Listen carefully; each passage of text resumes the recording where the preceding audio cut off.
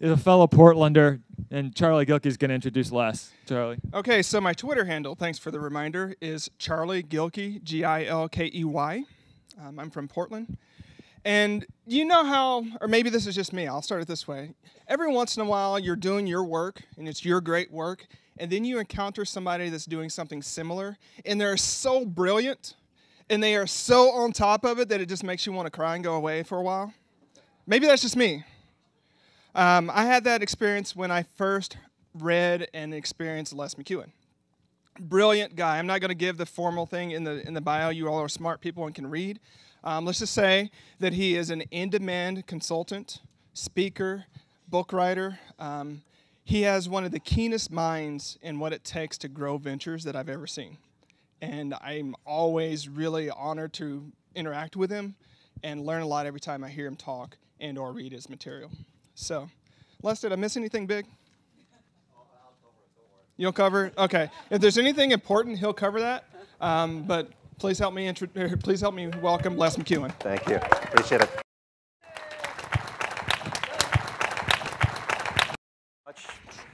Everybody, great to see you. Terry and Liz, thank you for inviting me into your home. It's good to be here. And thanks to all of you for doing whatever you did today to be here. How many of you, just a quick poll, how many of you have got your own business, running your own business? You keep your hands up. How many of the rest of you, oh, forget it, that's almost everybody anyway. You ever find it confusing?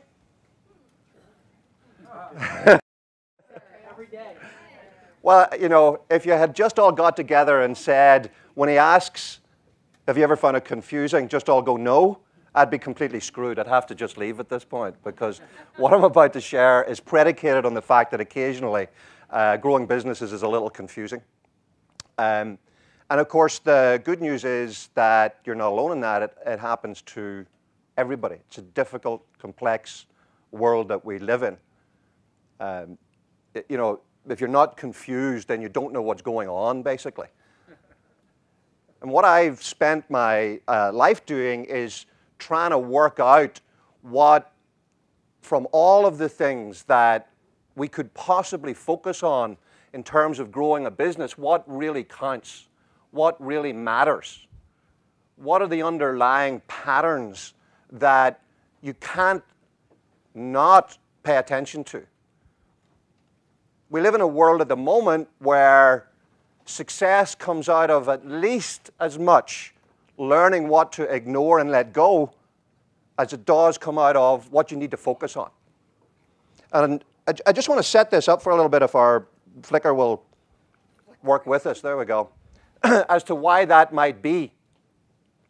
One of the things that's happened in the last period of time, I'm not going to try to estimate how long it is. Well, I am about to try to estimate how long it is. I think it's been about the last 50 years or so. And by the way, for those of you that aren't aware of it, I'm staring at stuff on these screens here. So if I use words that look like I don't know what I'm talking about, it's because it hasn't come up on the screen. Something that happened somewhere, certainly within my generation, is that the amount and volume of information that we receive, that we take in, now exceeds our ability to draw distinct patterns from it.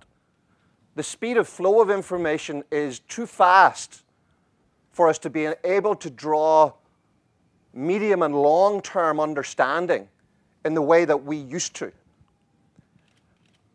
If you go back far enough, and by far enough, let's talk about the Talmud, the Bible, the Upanishads, I Ching, whatever it is that you would count as ancient wisdom.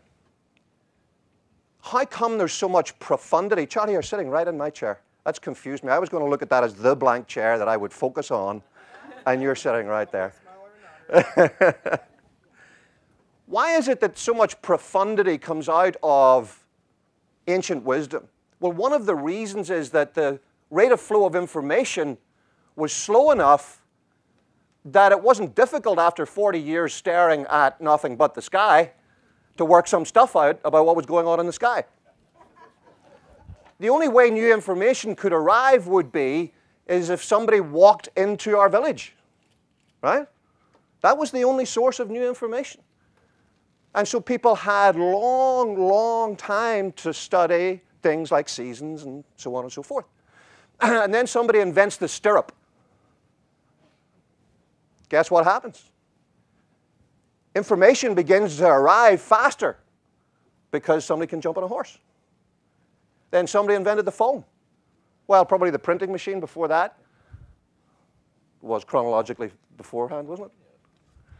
And then the phone, and then instant messaging. And before you know it, the flood of information is coming in faster than we can make sense of it. Do you ever feel that way? Oh, yeah. For each one of you who's having to cope with that flood of information, by the way, and you wonder where it's coming from, just look around. We're now self-generating so much information that it's becoming self-defeating. How many of you are reading your own tweets in this room to and from each other about what I'm saying? I'm here. Can you say that again? I haven't quite. I did, yeah. Hashtag I am here. Right. By the way, you learn some fascinating things in get-togethers like this. I think we should have a competition as to the most obtuse fact that anybody has learned by the time we finish on Sunday. And I'm going to set the bar high. I know somebody here who was born with black feet. And it's not an African American. So I'm going to run a poll for that a little later on, see if who might win that. No guesses yet. Here's what's happening. We're working in a time of perplexity. We're trying to constantly battle the amount and volume and pace of information coming in with the need we have to master that in the world that I live in order to grow businesses, and to master it in order to do whatever it is that you do, whether it's in healthcare, education, whatever it is. I work in growing businesses. And what it's become like is, you know the old, you've heard the old story, the adage of the 6 people who are either blindfolded or blind, depending who's telling the story, who are trying to work out what this thing is. It's an elephant, but they're trying to work it out from what each other tells each other. Everybody's lost the ability to see the big picture. If we could draw that elephant with 4 billion people clinging onto it, that's about what it's like right now. We're all trying to make sense of the same bunch of stuff. We're all just trying to go north in a southbound lane, right? We're all just trying to get done what it is that we're trying to get done. I just want to put a little aside in here before I start talking about a way in which you can boil that huge fire hose of information down to stuff that's important to you. And it's to do with something that I've seen emerge in the last maybe 7, 8, 9 years. How many of you, by the way, not by the way, how many of you as part of this, when you're trying to work stuff out, notice that you've got an internal monologue going on all the time? Any of you aware of that?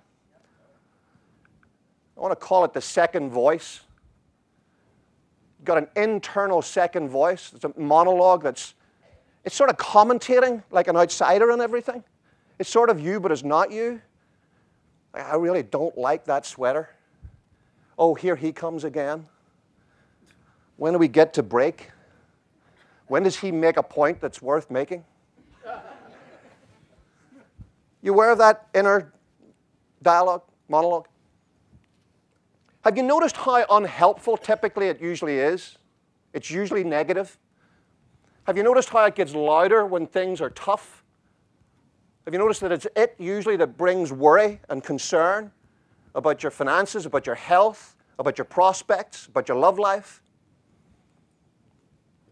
There's a fairly considerable body of work that suggests that originally we had a unicameral brain. We did not have a bicameral brain. For my fellow Irish people, bicameral means 2 parts, left and right side of the brain. And the reason the bicameral brain emerged was that we needed to talk to ourselves to get things done. That's how we evolved. We needed to give ourselves an instruction to go set fire to that bunch of brush to get heat. We needed to start to talk to do things internally. And so our second voice emerged. And if any of you are familiar with most of any of the great teachings revolve around trying to quiet the second voice. Eckhart Tolle, most meditation, it's about trying to quiet the second voice. Here's what we've been doing in the last 7 or 8 years. We've been developing a third voice. An extra, any of you know anybody who basically tweet their lives? Have you ever found yourself thinking in Facebook updates? How long does it take you, as Leo Babuda said the other day, to go from bed to screen? To get the second voice out as a third voice. One of the things that we're doing is polluting our ability to think straight by the misuse of the ability to have a third voice. And if you just retweeted that, you're not getting the point. Social media is superb, a wonderful tool, and a screwy thing if what you're trying to do is see real solid patterns as opposed to ephemera. I'm not saying it can't be done, but it's very, very hard. And breaking back through the third voice and silencing the second voice is a crucial need. We need to rediscover silence.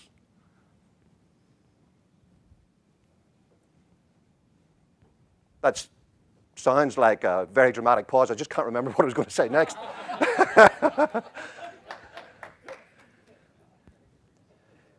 I want to share with you what, in my world, I've spent almost 4 decades. Yes, I'm 103. Working on. I work in the world of business. And by the time I was 35, I had started 42 businesses, which is, if you hadn't thought it or recognized it already, is a sure sign of a mental aberration. It's almost physically impossible. Even I have to go back and check that it did actually happen. Coincidentally, it happened because I was a CPA for many years and I was advising people and they began to ask me if I would help them launch businesses. And so I became a professional serial entrepreneur for about a decade. And I then formed a consulting firm and grew it over the next decade to about 110 people, 13 locations worldwide, helping global organizations get launched and grow. And my total fixation became trying to understand why some businesses succeed and others fail or stall out. And I've spent, since my late 30s, my entire waking, that's going to be a little bit of an exaggeration. 93% of my waking effort has gone into trying to work out what the real patterns of business growth are that are independent of any industry, any culture, any product or service, and I just want to share them with you real quickly. And it's essentially this model. Every organization goes through 7 stages. This, in fact, applies to any group of 2 or more people trying to achieve common goals. This isn't just business. Relationship guidance counselors have used this model. Many, many, many not-for-profits, many academic organizations, any group of 2 or more people trying to achieve common goals go through these stages. This isn't anything I dreamt up, by the way. This is just observation. No interns were harmed in developing this model. This is just observation over many, many years looking at many, many organizations. And I want to pass it on to you so that you can maybe find the niche that's right for you. Here's what happens. An organization starts and it goes through a stage that I call early struggle. And that's pretty self-evident, right? It's an early struggle. You want to take a shot for a commercial organization, what's that struggle for? What's the business looking for in its first couple of years? Customers. Just 1 or 2? It's a search for a profitable, sustainable market. In fact, it's not just a search for a profitable, sustainable market. You see, by the way, that it's got to be both profitable, duh, and sustainable if we're going to have a real business. It's not just a search for a profitable, sustainable market. It's a race for a profitable, sustainable market.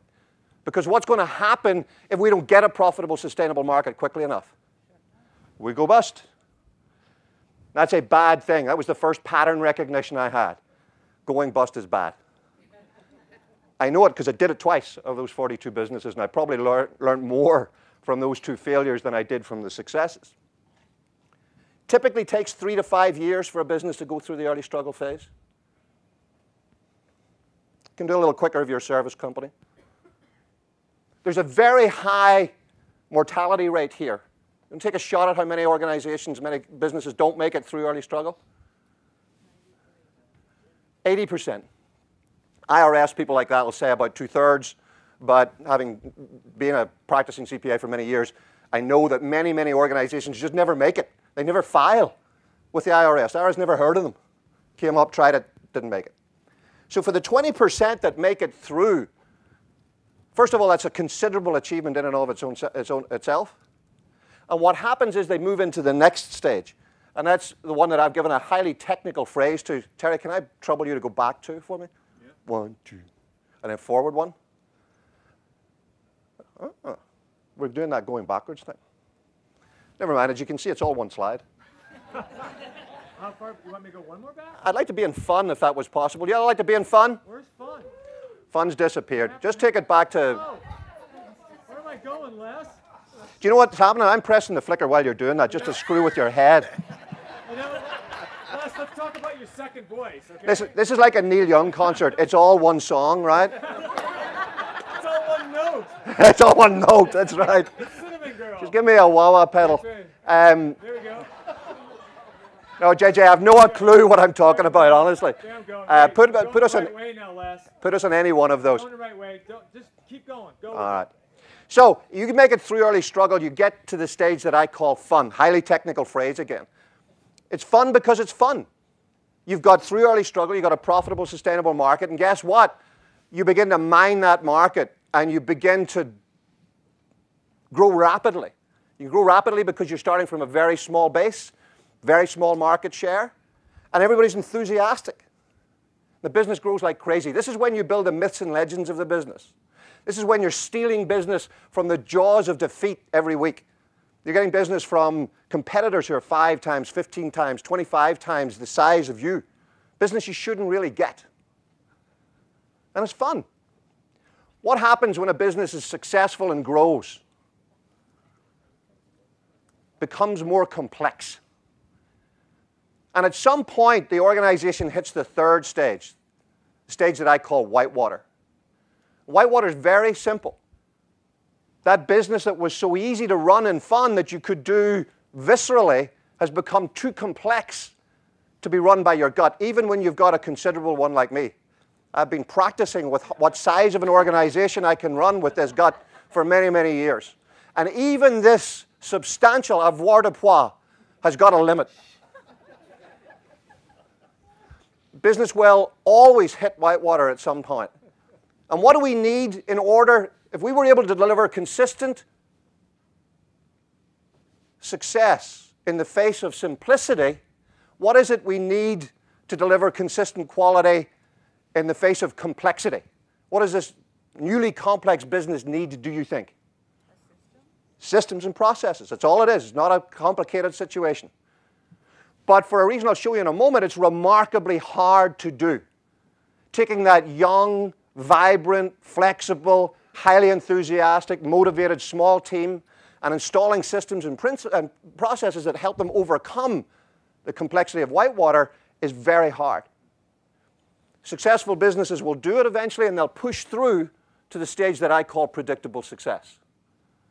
And what I mean by predictable success is not that you can stop the heavens and the economic cycles and any external things from happening, but whatever does happen, you're best positioned to respond to it because you've got the best combination of, on the one hand, creativity, initiative, enthusiasm, entrepreneurial risk-taking, and on the other hand, systems and processes to make sure that it all works out, to keep you on the straight and narrow. Theoretically, any organization should be able to stay here indefinitely. But having done something that was good, put systems and processes in place, what do you think we do next? being human, when you've just eaten, and Connie, Elizabeth, all you thin girls, I'm excluding all of you young ladies. What do the rest of us do when you've eaten a piece of chocolate cake and it's nice? Seconds. Have another. My favorite dessert, seconds. What happens is we put systems and processes in place, and it did a good thing. It stabilized the organization, so we put more in. And the organization tips forward into what I call treadmill, the first of the decline stages. By the way, everybody, those of you who are looking at the live feed, if you're not dizzy with me walking around, I am. So I apologize. The organization slips forward into treadmill, and that's the over-processed organization. Any of you ever worked in an over-processed, over-systematized organization? You know what that's like, where form becomes more important than function. Ticking the checklist becomes more important than the thing the checklist was there to do. Now, there's nothing inherently wrong with treadmill in and of itself. There's nothing particularly wrong with occasionally overestimating or overemphasizing the need for systems and processes. If you have a health and safety issue or a quality issue, it may be important for a while to overemphasize systems and processes.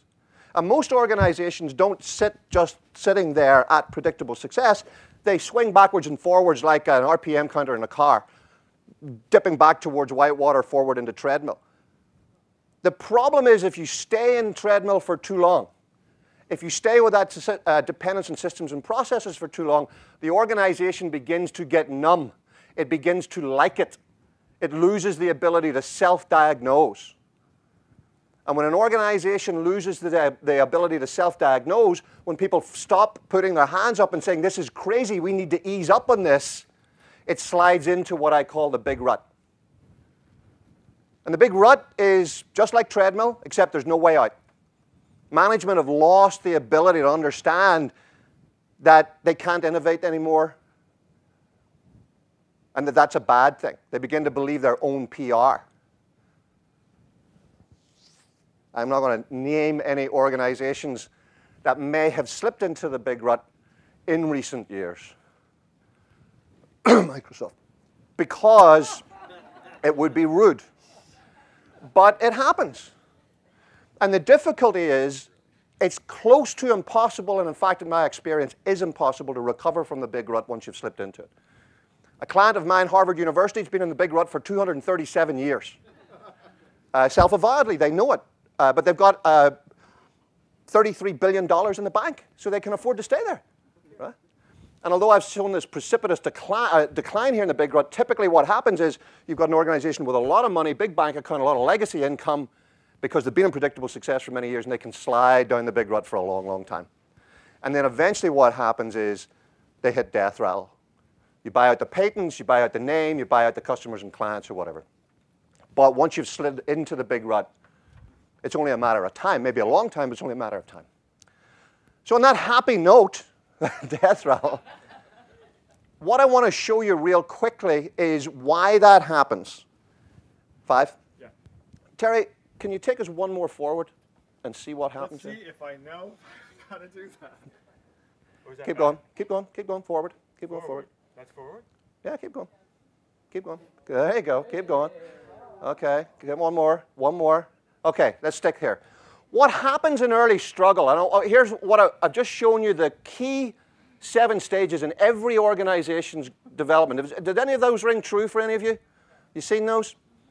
Let me boil down to its absolute core why that's happening, and in doing so, everything that you've ever, I'm sure nothing that I've shared with you is anything brand new. These are patterns that are lying out there in full view. I don't own them. All I did was recognize them, give them a name. And I want to do the same with what's happening underneath. At the early stages of every organization, the person that's there is what I call the visionary. Make sense, right? For something to get started, you're going to have somebody who's a visionary. They've got the vision. They've got the passion. They're the ones who sat at their kitchen table at 4 a.m., possibly with a really good job, thinking, I can't stand this anymore. I'd rather open up a paper clip and stab myself in the eye than keep working for these people. I'm going to start my own business. Highly passionate, typically great communicators.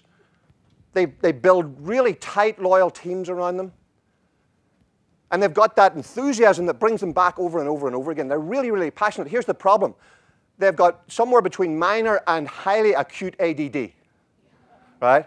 Everything is the most important, fantastic, squirrel. They're the people that arrive back into the office with a copy of a book for everybody. You must read this. This is the most important. This is absolutely earth-shattering. Squirrel. What about the book you brought us last week? We haven't even read it yet. No, well, I think we've got all we can out of that. So what happens with visionaries, we'll go one more forward, Terry, is they tie themselves in very early on because they subliminally understand their weaknesses. They find what I call operators. Operators are the people that make stuff happen. Use your own S word. Operators aren't comfortable with a blank sheet of paper, but they do love taking other people's visions and making it happen. They will go through walls to get things done. They make it happen. And this combination is what takes the business through fun. This is a highly, highly effective combination. They will sell anything to anybody 5 times over. If you walk down the other side of a street when these pair are in fun and they wave at you and say hello, and you're dumb enough to go talk to them, they will sell you whatever they're selling. And together, they grow the business really fast. Here's what happens. When it hits whitewater, they need to, one more, Terry, for us, they need to bring in the third element. It's what I call the processor. And the processor is the person with the green eye shades, brings systems and processes that we understand that we need. They're risk averse. They work more slowly. They want to parse every fine detail. They come to every meeting with a PowerPoint deck of 65 slides, all in 9-point font with no graphics. And when you interrupt them, they smile and say yes, and they go back to the first slide and start again. Everything has to start with Adam and Eve. And what I spent many, many years doing was watching this combination, which should be the perfect combination to get a business into predictable success, implode over and over and over again. And the reason is that this is an unstable triangle. The visionary and the operator perform a wonderful function of building symbiosis together. They understand each other's weaknesses and they can compensate them, but as soon as the processor is brought into the mix, for reasons that we don't have time to go through, everything begins to gridlock. And what I discovered over the years, and I want to leave this with you as a final thought, is that those businesses, if you're tasked with growing either your business or one that anybody else that you work for, what I've seen in those successful teams that take their organization to predictable success and keep it there is that they get Terry to press the button to make the next slide come on. Okay. So that's the first thing. And there you go, one more, yay! You got it. We noticed. What happens is those visionaries, operators, and processors, through a really lengthy, painful process, learn how to work together. And that involves each of them transcending at important times the constraints of being a visionary, being a processor, being an operator. The visionary learning that they can't just walk into a meeting 20 minutes after it started, that they asked everybody to be there for, hijack the agenda, take it to somewhere, who knows what, and then walk off and leave them. They've got to sit down and concentrate.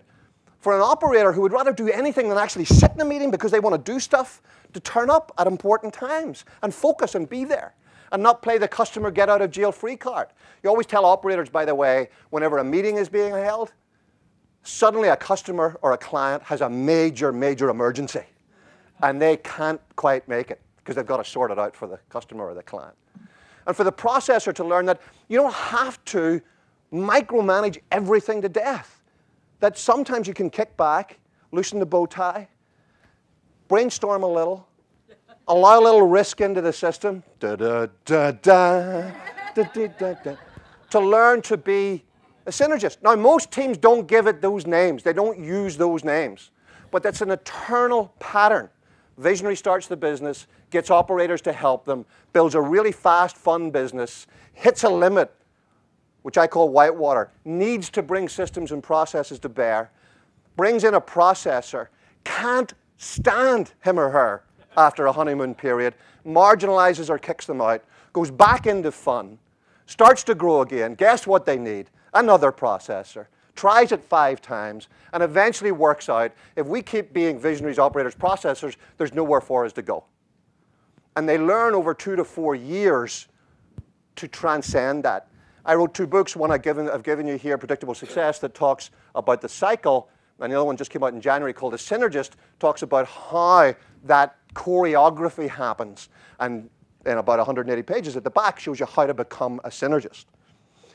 In the interest of time, I'm going to stop it at that point. But what I want to encourage you to do is this. You remember what I talked about right at the start, that overlap of information flow and our ability to make sense of it? I've committed my life. It might be an incredibly boring commitment to make, but I've committed my life, my professional life, to conquering the understanding of patterns in business growth. That's what I've committed myself to do.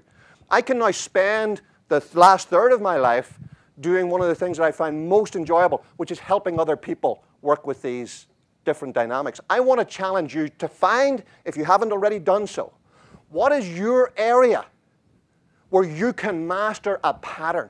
Where can you become the person who knows the thing about how this works? Whether it's pottery, music, health, education, leadership, or just looking cool, which was the first one I thought of. I want you to find your area, master it, and own your own patterns. Thank you very much. Les. One thing I learned from this is that you will never hire me as a PowerPoint operator again.